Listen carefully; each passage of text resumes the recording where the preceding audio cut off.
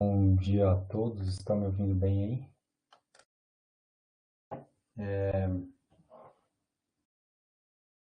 Perfeito. Bom, então acho que já podemos começar, né? Queria primeiramente agradecer então aos organizadores aí por ter disponibilizado essa possibilidade de apresentar um pouco das coisas que a gente vem desenvolvendo aqui na empresa. Bom, meu nome é Fernando, primeiramente, né? Eu fiz meu doutorado aí em São Carlos também, na UFSCar, no grupo da professora Késia, e posteriormente fiz um pós-doc também na Universidade de Dundee, na Escócia. E aí, mais recentemente, estou aqui, fui contratado pela UMass Therapeutics, que é a empresa que hoje eu represento aqui nesse seminário, para exatamente estabelecer a plataforma de Affinity Selection, MS, e, e aí é o que é o tópico mais ou menos que eu vou falar para vocês hoje. Então, mais uma vez, obrigado. Então, já vou dando início aqui à apresentação.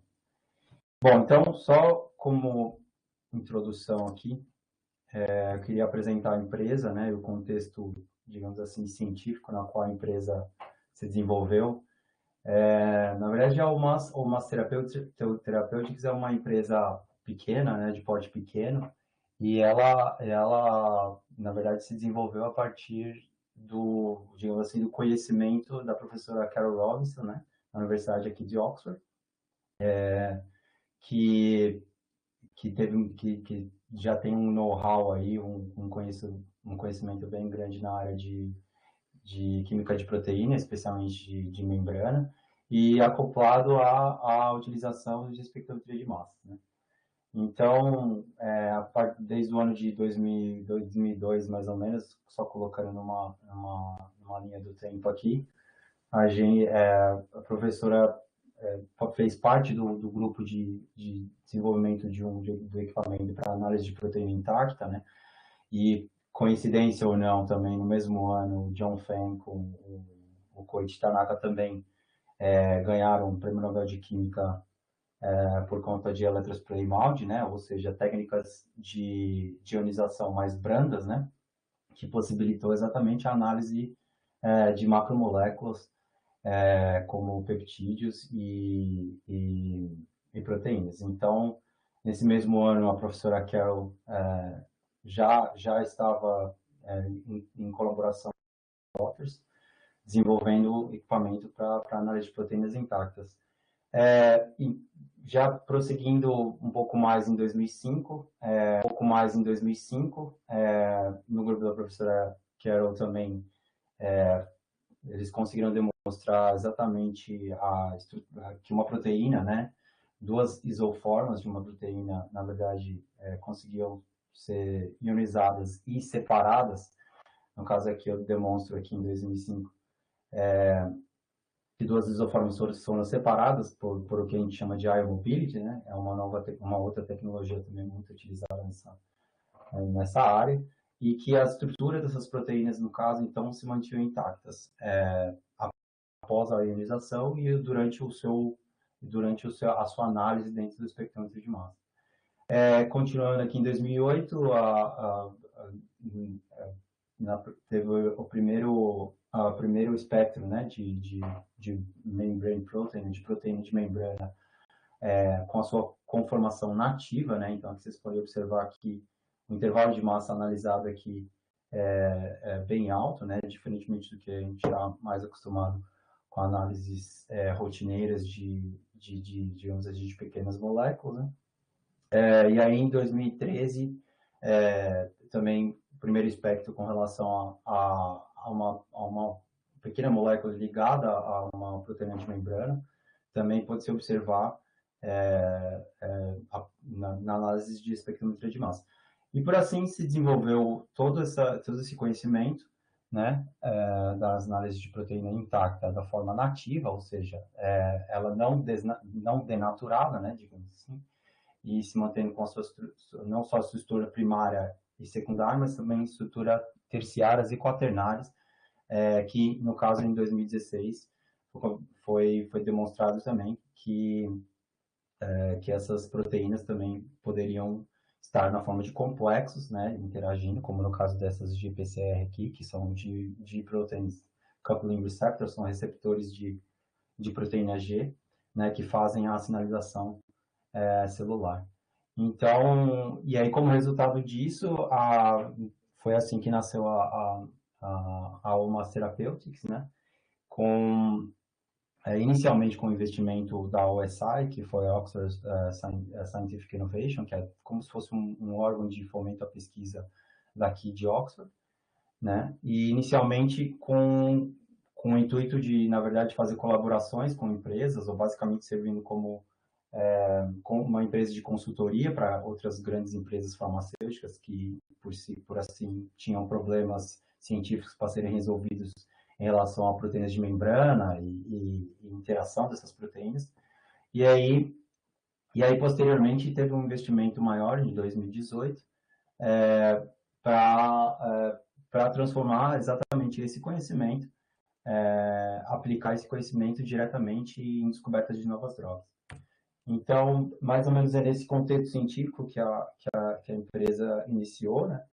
E aí, então, basicamente, a gente teve 3 fundadores, né, cofundadores, né? No caso, a professora Carol e mais 3 cofundadores, que eram ex-alunos, ou alunos dela no momento, né? Que é o John, o Jason, que para mim é Jason, mas no caso o nome dele não é Jason, é Sim, em toda publicação que você for ver é Sim e Yang, mas ele, na verdade, assume o nome aqui Jason, porque fica mais fácil para ele, para a comunicação de todos aqui, falar o nome dele. E o Idlir, que é o Id também, que é o meu chefe e lidera a plataforma de espectrometria de massa. E com a combinação de alguns profissionais da área farmacêutica, né? Como pessoas que já trabalharam em indústrias farmacêuticas grandes, como no caso da GSK, que é no caso da Ross, da nossa CEO, e da vice-presidente de finanças e estratégia, que é assim. Então, basicamente como a empresa hoje funciona, né? Na verdade, é uma empresa que tem projetos próprios, para o desenvolvimento de novas drogas e para algumas doenças e, digamos, em condições médicas específicas, né? E com foco exatamente utilizando a espectrometria de massa, né?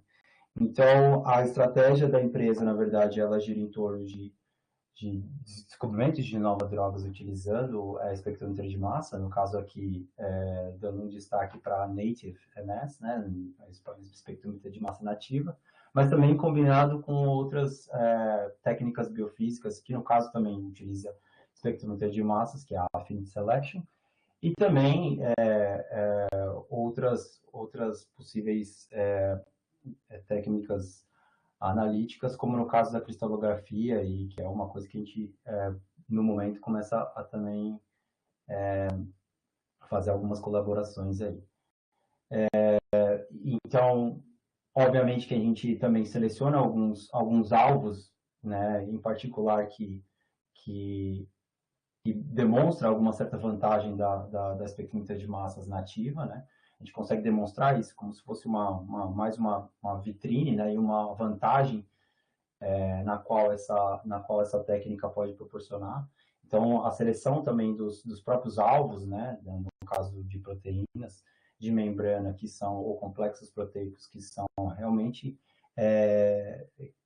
que é extremamente relevante e, ao mesmo tempo, também que a espectrometria de massa pode fazer a grande diferença. E aí, por fim, o objetivo, obviamente,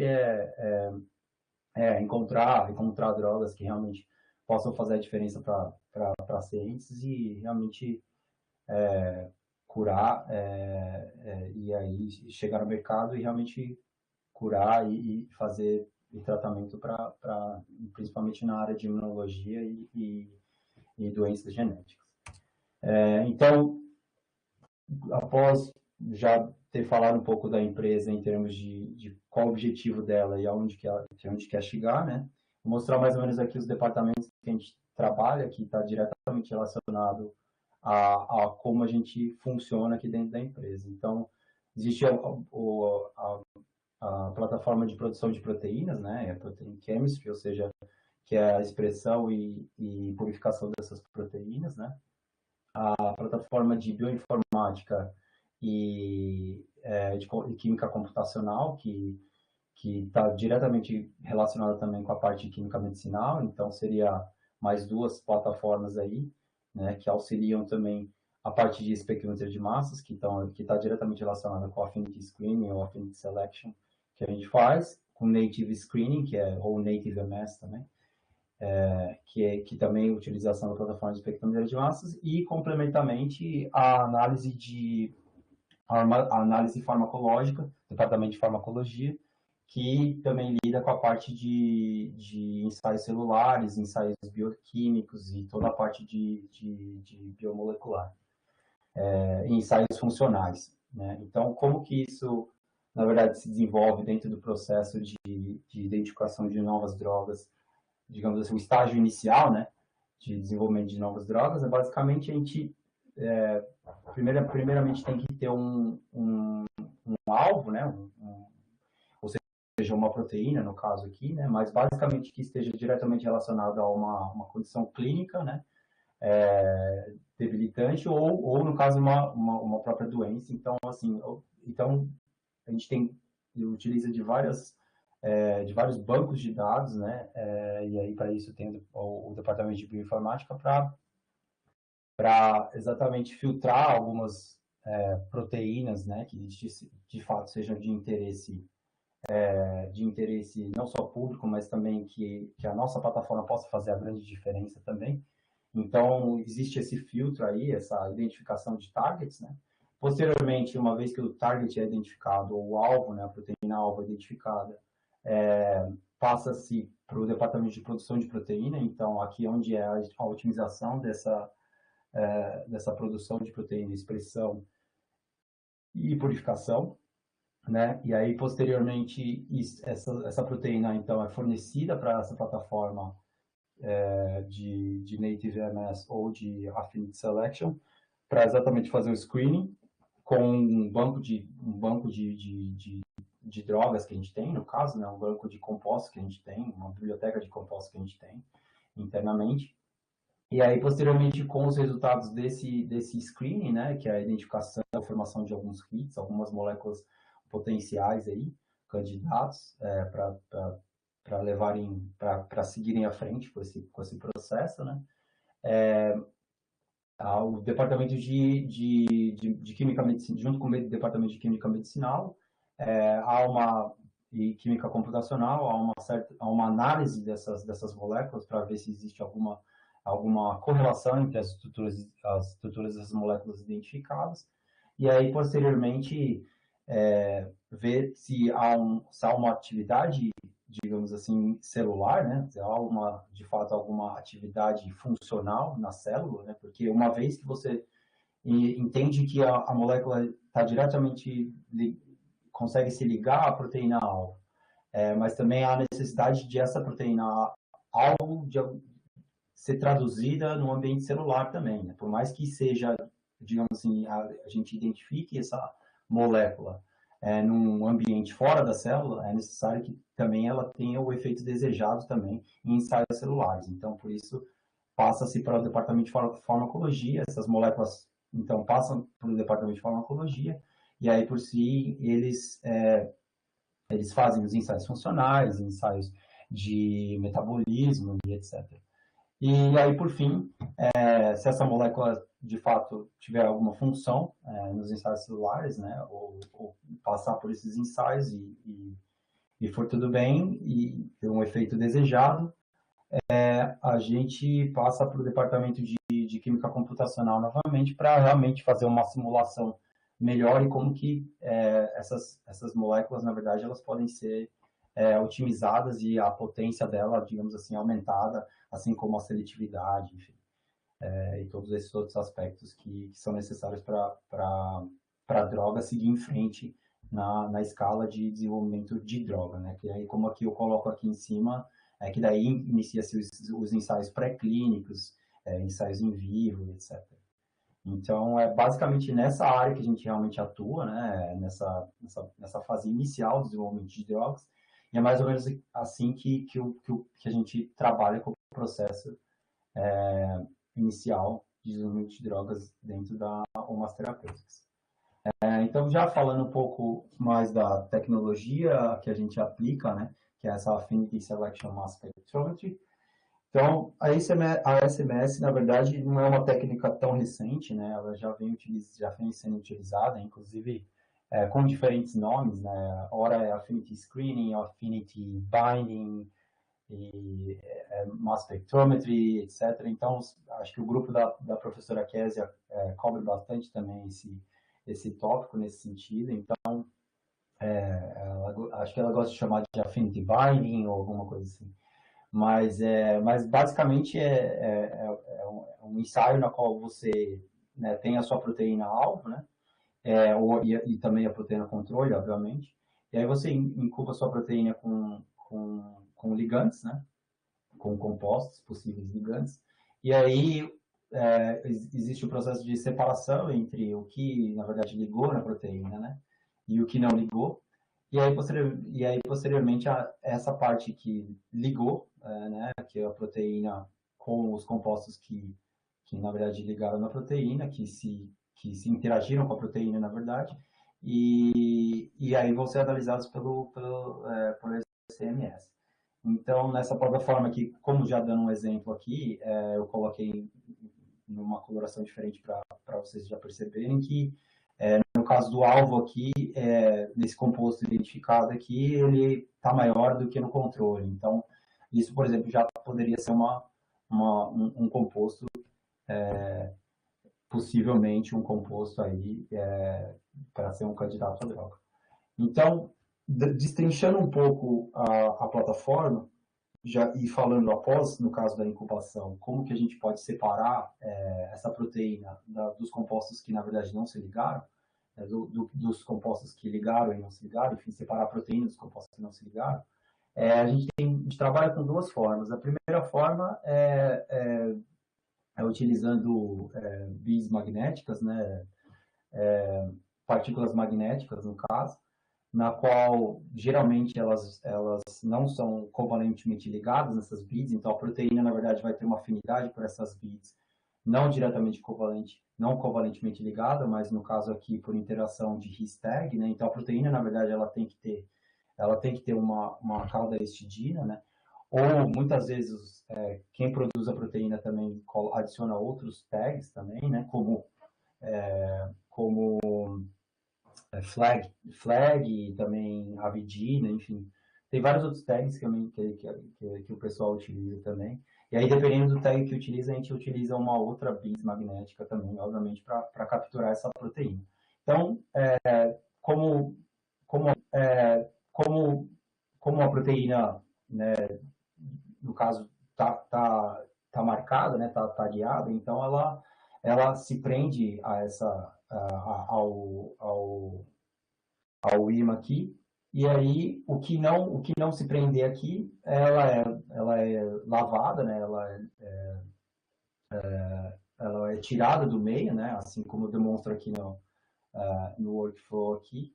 Então, as beads, na verdade, são transferidas da placa de incubação para depois serem lavadas. Então, a proteína, na verdade, está interagindo aqui com a beads, e aí as beads vão ser transferidas até o tampão de diluição.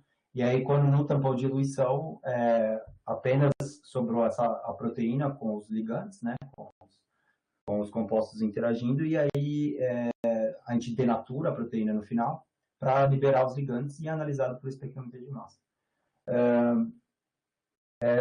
No segundo caso aqui, na segunda estratégia que a gente usa uma resina de size exclusion, né, ou separação por tamanho, e aí, da mesma forma, ambas dentro da solução, a solução de incubação é adicionada aqui, então, nesse caso, como a resina de size exclusion funciona, é que a proteína, que é grande, ou a proteína com os compostos que estão interagindo com ela, na verdade vão evoluir mais rápido, pois elas não entram no poro da resina, e aí os compostos pequenos, ou as pequenas moléculas que não se ligaram à proteína, vão ficar retidas aqui no poro, e aí então acontece a separação.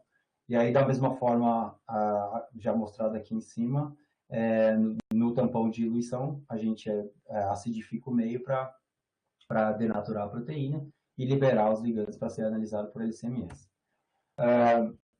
Então, mais ou menos como funciona a segunda parte, né, da plataforma, então incubação, separação, e aí posteriormente agora, então a gente vai falar da parte de LCMS e análise de dados. Né? Então, após o preparo de amostra, as amostras são levadas ao equipamento, né? E aí os dados brutos, na verdade, adquiridos, eles vão ser processados. A gente utiliza o TraceFinder, que é um software que, na verdade, vai fazer a identificação, o pick, integração selecionar os picos todos os picos que, no caso, a gente já sabe por conta da biblioteca, né, que a gente tem. Então, com uma certa acurácia, né, no caso de 5 ppm, para quem não trabalha com espectrometria de massa, 5 ppm é mais ou menos na quarta casa decimal para o tamanho de moléculas que a gente está falando. Então, quase a quarta casa depois da vírgula, basicamente. Mas, enfim, então é extremamente, realmente de alta resolução e com um padrão isotópico acima de 90%. E também alinhado com o tempo de retenção. Então, todos esses dados são, na verdade, processados e combinados usando esse software chamado TraceFinder da Terra. E aí, posteriormente, como como são muitos, na verdade, arquivos, né? E aí a gente gera um tamanho razoável de planilha, né? Então, basicamente, a gente exporta isso para uma planilha de Excel, e aí a gente realmente tem que fazer uma certa filtragem desses dados, e aí uma manipulação desses dados para que fique compreensível os dados que a gente de fato adquiriu. Então, a gente faz o processamento dos dados aqui utilizando uma plataforma de normalização dos dados, que é esse Normalizer, eu vou falar em seguida, e com algumas análises estatísticas. E posteriormente a gente usa o outro software para fazer a visualização desses dados. Só complementando aqui, que eu mencionei rapidamente, como que a gente identifica os compostos aqui, mas basicamente, como a gente tem uma biblioteca de compostos que a gente já conhece quais são os compostos, basicamente eu importo essas bibliotecas aqui, e aí, então, o sistema, na verdade, só tem que fazer exatamente a busca para os compostos com a biblioteca que a gente tem. Então, quanto mais ou menos só para vocês terem uma ideia de quão grande é a biblioteca, a gente tem mais ou menos 160 mil compostos nessa biblioteca, né? Então, ele tá disposto em placas de 96, né? E aí, com 133 compostos por poço, né? E a variedade química, né, a diversidade química desses compostos é realmente baseada no que eles chamam de drug likeness, né, que é basicamente com o tamanho ideal de uma droga, que uma droga, na verdade, ela tem que ser, e por conta exatamente se no caso ela for administrada via oral, ela tem que passar pela barreira, tem que passar da corrente sanguínea da corrente sanguínea para a célula, enfim. Então, na verdade, ela tem que passar essa barreira de difusão para, na verdade, entrar e atuar na célula, né? Então, ela tem que ter um tamanho, que eles falam que é o quanto menor, melhor, e uma certa também lipofilicidade também, que o departamento de química computacional já também gera já faz um estudo, né, de como que essas drogas, como está a lipofilicidade dessas drogas ou desses compostos aí. Então, é uma variedade química razoavelmente grande dentro desse espectro aqui, né, obviamente. E mais ou menos para vocês terem uma ideia de quanto tempo demora para fazer esse screening, é por volta de 20 dias, né? E a quantidade de proteína necessária é em torno de mais ou menos 5 miligramas. Então, aparentemente não parece ser muito, mas para quem realmente, quando se trata de uma proteína com níveis de expressões baixos, né, realmente é um sacrifício razoável aí, que demora um certo tempo para produzir essa quantidade de proteína. Então, a gente toma muito cuidado com a quantidade de proteína que a gente usa para cada ensaio, porque a gente sabe que não é fácil produzir essa quantidade de proteína, se tratando de proteína de membrana. Se eu me lembro bem no meu doutorado, quando eu purifiquei uma proteína, não era nem expressão, mas era purificação de extrato, se não me engano, no final eu cheguei com 8, 9 miligramas de proteína, então, que também era uma proteína de membrana, ancorada na membrana. Então, é realmente uma quantidade razoável aí, requisitada para esse tipo de análise. Só mostrando brevemente aqui, acho que não precisa entrar muito em detalhe, porque eu também já coloquei as referências aqui. Depois eu vou passar o PDF para vocês aí, vocês podem acessar as referências, mas esse é o script, né? É o algoritmo que a gente usa para fazer a normalização dos dados, né? Então, basicamente, que é um normalizer, então ele basicamente também leva em consideração o tempo de retenção de cada molécula, e também ele apresenta também, já dá uma análise estatística diferencial entre controle e proteína-alvo, né? Que a gente usa também para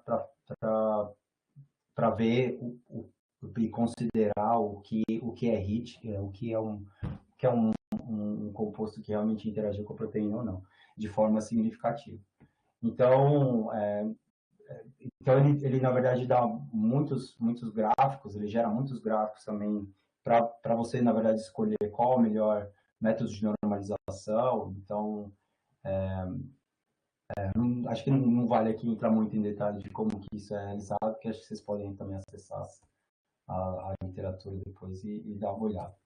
Mas, então, continuando aqui, como no geral, né, qual que é a estratégia geral? Então, a gente faz o screening, né, de todas as bibliotecas com o alvo desejado, né, e esses compostos identificados como possíveis hits aí, como possíveis binders, né, ligantes, a gente, na verdade, numa segunda etapa, a gente combina esses compostos de forma que vou tomar uma água aqui. De forma que a gente agora, numa segunda etapa de validação desses compostos, a gente faz uma curva como se fosse uma curva de concentração, né, com diferentes concentrações, para realmente ver se esse composto tem uma afinidade, né, e numa mistura. E aí, se esse composto apresenta, né, dentre outros, apresenta uma certa afinidade, já mostra que uma curva de afinidade que chega, inclusive, a saturar, a gente seleciona, a gente considera essa molécula como uma possível candidato para uma última etapa para ser analisada também, agora como singlet, né, como individualmente, né. Então, basicamente, é o screening, depois a gente faz uma mistura menor dessas moléculas que foram identificadas e depois, posteriormente, apenas elas. Complementarmente, a gente faz análise, digamos assim, funcional, que a gente chama, né? Então, a gente faz a determinação da constante de dissociação, então também fazendo uma curva de concentração da proteína com essas moléculas, e também quando a gente tem mais de um composto identificado, né, e confirmado como digamos assim, um ligante, a gente faz um ensaio de competição, né, se for, e aí a gente consegue saber se um ligante está ligando no mesmo sítio daquela proteína ou se está ligando em outros sítios, a gente faz um ensaio, então, para identificar se aquele ligante é allostérico ou ortostérico, e assim por diante. Já, então, partindo para a segunda plataforma que a gente tem como núcleo, né, para o desenvolvimento de novas drogas na empresa, é essa plataforma de Native MS. Então, o Native MS, basicamente, diferentemente da análise de proteína convencional, para quem já está familiarizado com a análise de proteína, então, geralmente, proteômica, ou análise de proteína, ou identificação de proteína, se utiliza uma enzima para fazer a digestão, então, basicamente, você quebra toda a estrutura secundária, e inclusive primária, no caso da proteína, transformando em pequenos peptídeos, e aí depois análise por LC-MS para identificar a proteína. Ou, no caso de análise de proteína intacta também, a estrutura primária, no caso, ela é conservada, né? Mas a estrutura secundária e terciária da proteína. Então, o que acaba que essa proteína acaba sendo, basicamente, ela está denaturada, mas você tem, obviamente, a massa dela, né? Mas, então, no caso da análise convencional dessas proteínas, quando se trata de ver interação proteína-ligante, essa informação ela é perdida, porque como a gente está falando de sítio de ligação, né, quando a proteína perde a sua estrutura terciária, não tem como mais o ligante ter interação com a proteína. Então, a não ser que seja inespecífico, né? Mas no caso aqui, utilizando a plataforma Native, essas interações não covalentes, elas são preservadas. Então, basicamente é isso que a gente vê em Native MS. Basicamente, é um ambiente na qual a proteína está, digamos assim, na sua forma natural, né? E consegue ver realmente a interação de um ligante. Nessa plataforma também a gente faz o screening também, mas elas têm ainda tem um pouco de limitação com relação ao tipo de proteína a ser analisado, o tipo de proteína a ser utilizado para esse tipo de screening, né? Ou de triagem, né? Falando de screening, de triagem, mas enfim. E aí, basicamente, o workflow é esse, né?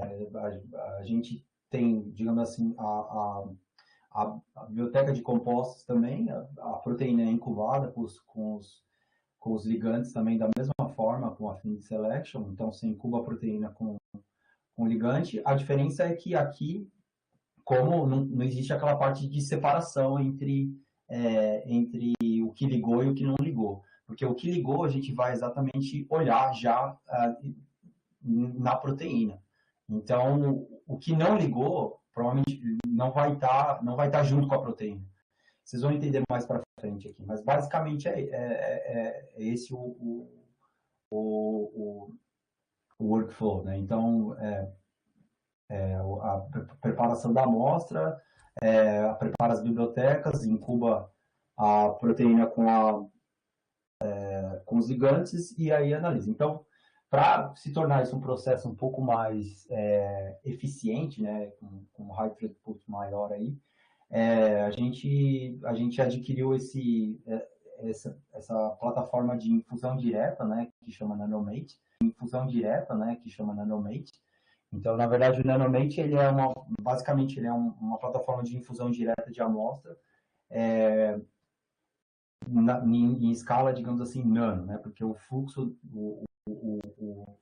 de a vazão, na verdade, que vai para o espectrômetro é bem baixa, né? Como vocês podem ver nessa figura aqui. Então, basicamente, essa caixa preta aqui, que funciona em três etapas, né? Então, basicamente, ele tem um braço que coleta a amostra, né? Então, a amostra, ele pega uma ponteira, pega a amostra e aí já coloca na interface com o espectrômetro de massa, que na interface fica exatamente esse chip aqui. E esse chip tem esse chamado de nó, cada orifício desse aqui vai ser uma amostra que vai ser analisada. Então, esse, na verdade, é 400 buraquinhos, né, orifícios, e aí esse orifício, na verdade, ele é composto dessa forma aqui, é onde exatamente a descarga é aplicada. Então, a ponteira, na verdade, encosta né, nesse chip, né, no caso, no orifício desse chip, e aí o eletrospray, na verdade, acontece nessa interface aqui. Então é mais ou menos assim que funciona. Importante falar que no caso, essa tip aqui, ela tem que ser condutora de eletricidade também. Mas, enfim. Basicamente, o que eu já falei aqui novamente, como que funciona o preparo de amostra, que é basicamente semi-automático, né? Então, a gente tem uma plataforma de liquid handling, de manipulação de amostra, né? Um robô automatizado aqui para preparar as placas, né? Para fazer para misturar os compostos com a proteína, né? E aí a gente já coloca a placa dentro do equipamento. Além de em Native MS, além de conseguir visualizar, então, na verdade, a proteína mais o ligante, né? A gente consegue também calcular, através dessa equação aqui, ter uma estimativa de quão forte é o ligante, né?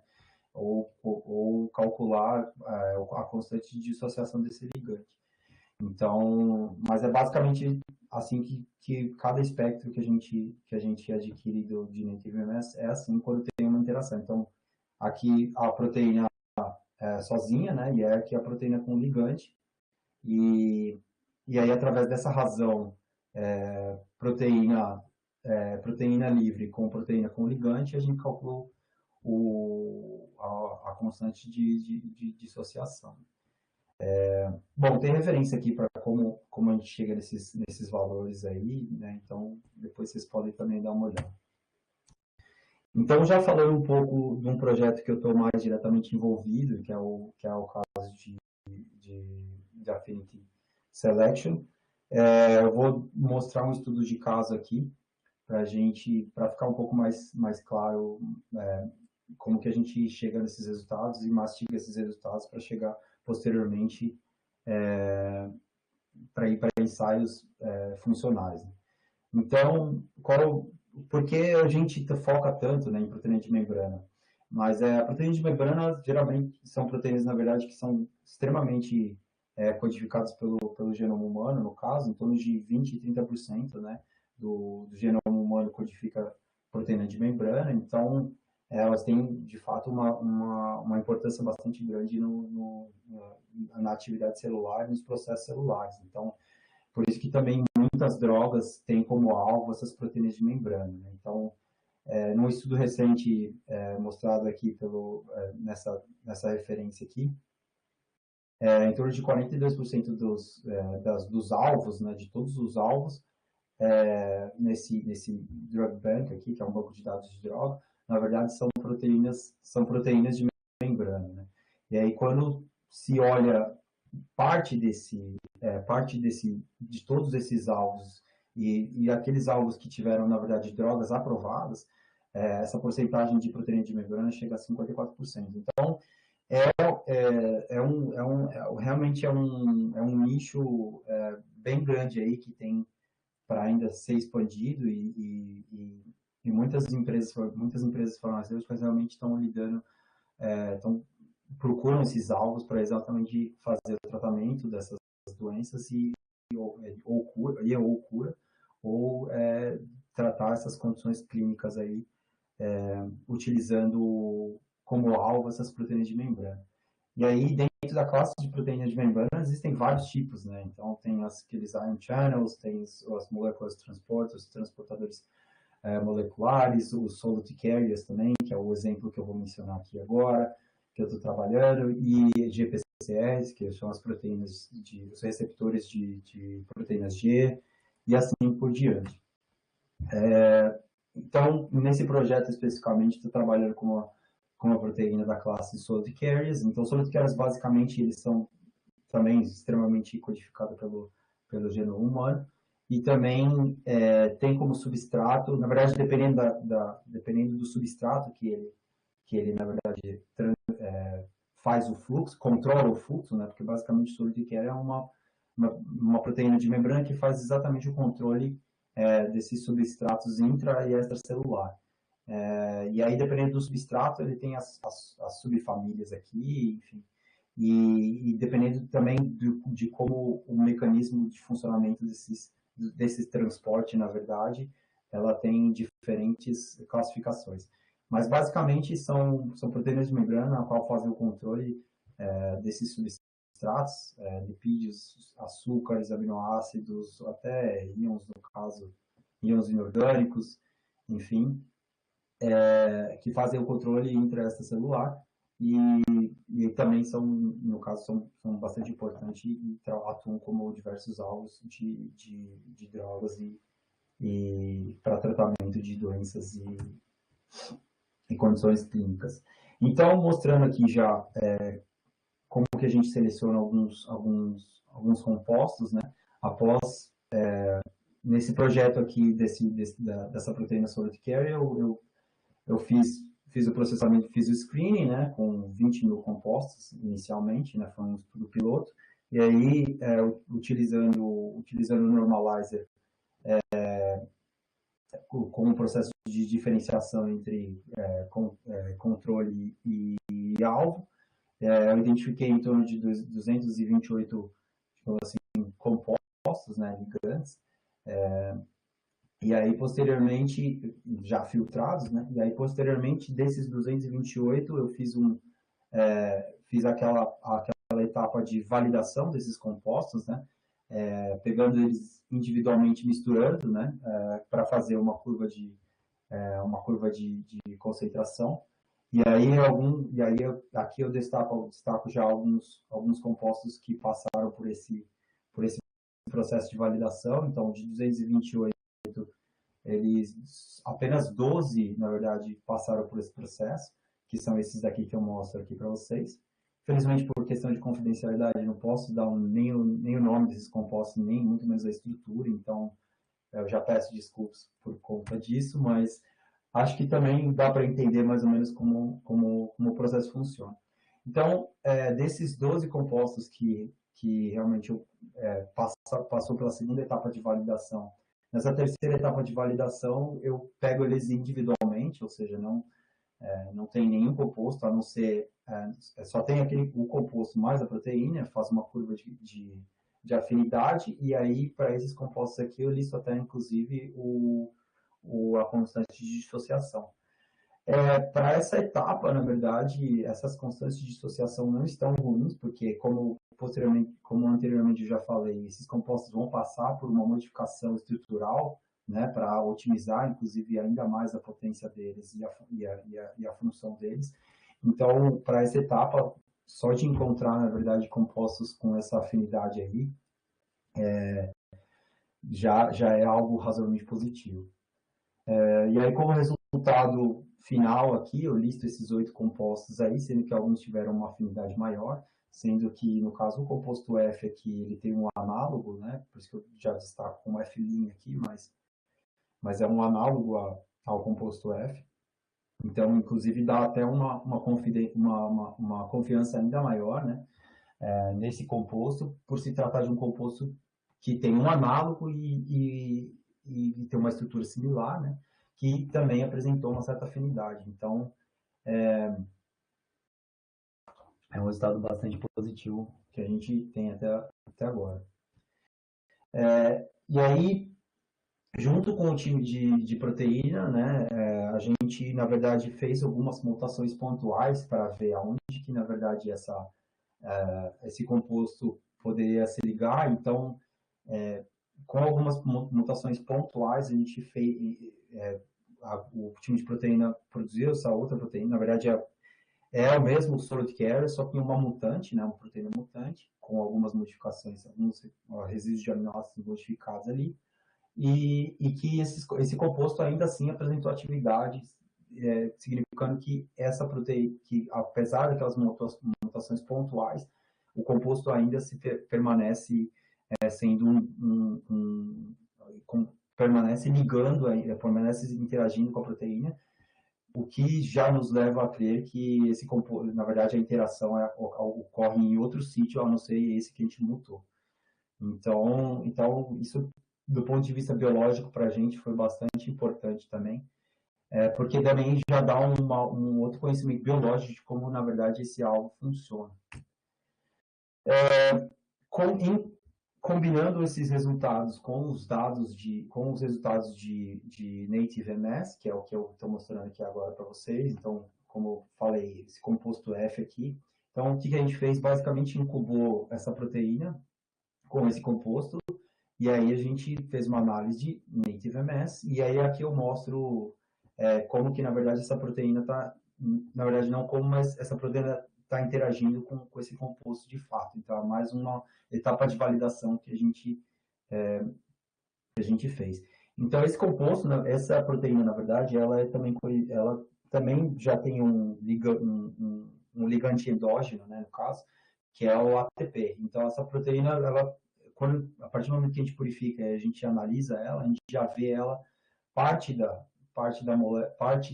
da população dessa proteína, ela já está na forma já está com o ATP ligado. Então, como vocês podem ver aqui, essa proteína, na verdade, esse é o pico da proteína, né? E aí, esse pico verde aqui é o pico da proteína, e pico aqui em laranja é a proteína mais ATP. Então, vocês podem ver que, em termos de abundância, muito mais dessa proteína está na forma ligada com o ATP do que na forma, digamos assim, naked, que a gente fala, né? Tá só ela sozinha. Então, ela é extremamente dependente da ATP para manter a sua própria conformação. E aí, aqui, nesse pico azul, mais ao extremo, eu mostro a interação, na verdade, da proteína com o ligante, com o composto F. E aí, ao mesmo tempo, também, por conta da própria população dessa proteína, que está ela sozinha, sem o ATP, eu também mostro aqui a interação dessa proteína sozinha com o composto F aqui. Então, eu fiz os cálculos aqui de massa, né? Porque, na verdade, a gente considera que essa proteína aqui, ela está com 16, está protonada a 16, né? Então, ela está com 16 prótons, na verdade. E aí, nessa proporção aqui, eu fiz os cálculos, e aí a diferença, na verdade, baseada nessas diferenças aqui, você tem que multiplicar o valor por 16, que é basicamente a carga que a proteína inteira tem, e aí ela dá a massa do ATP, está razoavelmente próximo, e também a massa do composto F. Então, é mais ou menos assim que a gente confirma. Obviamente que a gente não, quando a gente se trata de fazer o screening, a gente não olha um por um, mas como é o caso aqui de a gente ter feito uma análise, digamos assim, pontual, a gente conseguiu visualizar esse composto F interagindo. Então, é mais ou menos assim que a gente leva os nossos projetos, e aí, assim por diante, esses projetos esses compostos, na verdade, agora vão passar para a etapa de teste de funcionalidade em ensaios celulares.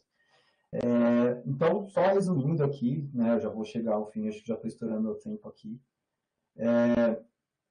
Por fim, as duas plataformas são exatamente complementares, né? Uma por ter digamos, um ensaio mais rápido, digamos assim, de fazer screening, né? Que é a Affinity Selection, né? MS. E aí a gente consegue ter a complementaridade no Native MS para exatamente visualizar esses compostos interagindo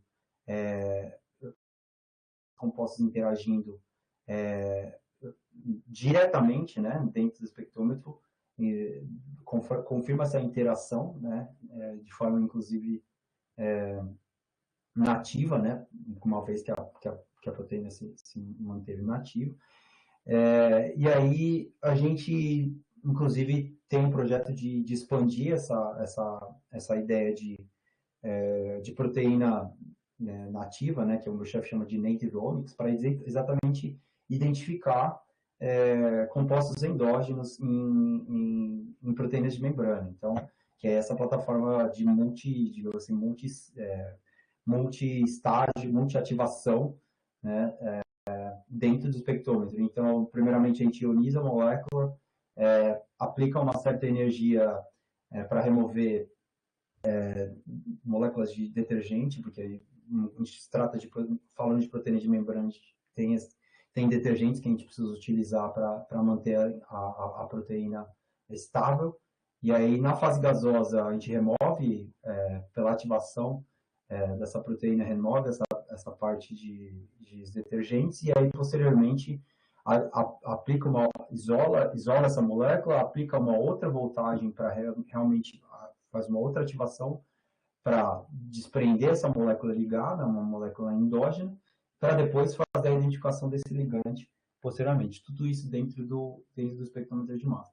Então, basicamente essa ideia de Native MS acoplada à Affinity Selection que a gente usa como plataforma para desenvolvimento de novas drogas. Então, eu queria só finalizar aqui, dar uns agradecimentos aqui, um especial agradecimento ao Kira e o Par, que fizeram a purificação dessas proteínas de expressão, e a todo mundo da empresa aqui, que hoje em dia a gente tem, na verdade, 2 sites em Nottingham, que é o pessoal de farmacologia, e Oxford, que aí fica todo o resto. Então, acho que é isso, gente. Eu deixei algumas referências aqui, depois eu vou passar para vocês aí o PDF, e aí a gente deixa o meu e-mail aqui também, para se alguém quiser entrar em contato, quiser mais informações, estou aberto a conversar. E aí, deixo aqui, né, mais uma, digamos assim, uma questão para a gente pensar um pouco, né, porque a gente aprende, acho que inclusive o professor JB está aí, a gente aprende que a espectrometria de massas é uma técnica destrutiva, né, e aí quando a gente vê esse tipo de análise, né, hoje em dia, uma proteína intacta, né, não sendo, digamos assim, destruída em nenhum momento, e aí vendo interação droga-ligante na fase gasosa, se realmente é uma técnica que a gente não pode recuperar a amostra depois que a gente coloca lá dentro, porque até esse momento ela está inteira, né?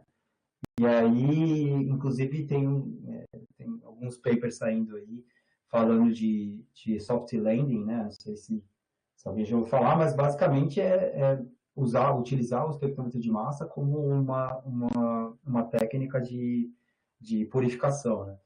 Essas moléculas, na verdade, todas intactas, sendo depositadas no anteparo no final do detector. Então,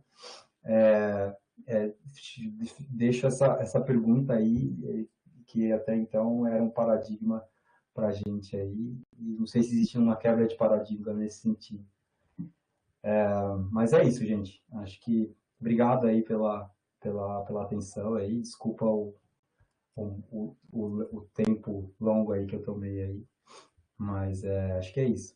Bom, acho que eu vou respondendo aqui algumas perguntas aqui. Vamos ver aqui, Juliana. Compostos, sim, concentrações conhecidas, Juliana. Não, na verdade, como a gente já sabe as concentrações dos ligantes, então a gente inclusive coloca a gente utiliza para o ensaio de incubação, né, de triagem, a gente já utiliza uma concentração de proteína bem acima, na verdade, da quantidade de ligante que a gente coloca, né? Inclusive para garantir que se tiver algum ligante naquele poço, né, se tiver algum ligante, outros também dão a possibilidade de outros ligarem, né? Então, essa é a ideia. Então, sim, a gente já usa a concentração conhecida de ligantes. Mas acho que eu entendo a sua pergunta exatamente por conta de que acho que seu trabalho foi mais com screening de extratos, né? Então, que realmente é difícil saber mais ou menos difícil saber o quanto tem daquele ligante em si.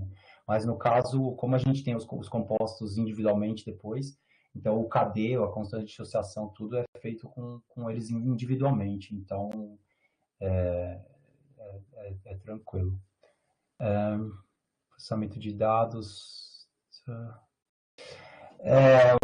Acredito que sim, viu? Já respondendo a pergunta do Romário. Acredito que sim, Romário, porque basicamente o tipo de normalização Só a única coisa é que você teria que usar, digamos assim, uma proteína de controle, né? Mas acho que sim, não tem porquê, não poderia ser usado para extrato de produtos. Mas eu inicialmente faria uma análise dos extratos, né, para saber mais ou menos o que esperar desses extratos e aí talvez criasse uma biblioteca para com esse com o que a gente com o extrato bruto, né, digamos assim. Então eu criaria uma biblioteca com o extrato bruto desses produtos naturais, faria o processamento com o normalizer, e acho que não teria grandes problemas, porque basicamente ele faz a normalização dos dados baseado no que você pegou no controle e no target, né, no tratado, enfim. Exatamente, não é isso, Juliana, não é essa razão estequiométrica, né, 1 para 1, não. Realmente a proteína tem que estar em excesso, porque para exatamente garantir que outros compostos possam ligar também. Juliana, com relação a soft landing, deixa eu vou digitar aqui, acho que é mais fácil. Landing, em um review 2011, posso mandar aqui, deixa eu ver se eu acho. Uma coisa, mas eu não coloquei no PDF, não. Esse é o nome do paper, na verdade, de 2012, da Analyst. Mas tem outras referências também. O pessoal de Oxford aqui começou a trabalhar com isso já faz um tempo, e aí tem um rapaz aqui, que era do grupo da Carol, que tá trabalhando com soft landing. Então, eu tive várias discussões com ele aqui, e acho que realmente vale a pena dar uma estudada nisso. Acho que, inclusive, agora ele teve um projeto aprovado com isso.